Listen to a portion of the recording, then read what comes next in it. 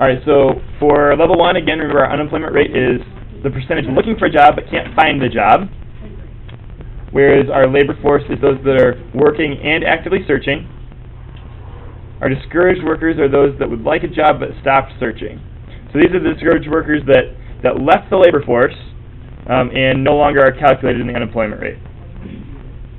So level 2, it's generally good for the unemployment rate to go down because that means that our labor force has a high percentage of people that actually have a job. Now that doesn't take into account the discouraged workers.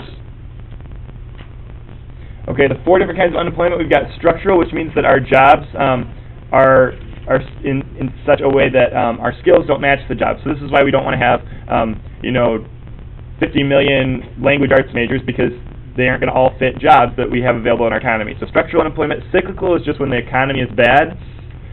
People will get laid off. If the economy gets better, they'll hire people back again. But cyclical unemployment refers to when we've got a bad economy, there are layoffs. Seasonal is when you have a job that's only for part of the year, whereas frictional is actually a good unemployment, because that shows that we've got room for upward mobility. It means that there are jobs that are going to open up because people are searching in between jobs to try to get better jobs.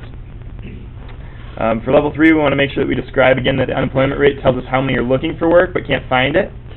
And describe that low unemployment is usually good because that means that our labor force has a high level of people that actually have a job.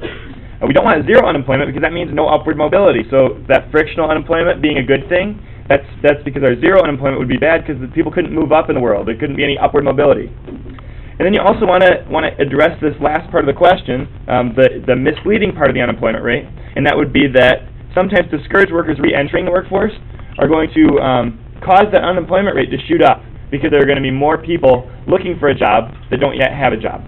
So make sure that you discuss that case in which the unemployment rate is a little bit misleading.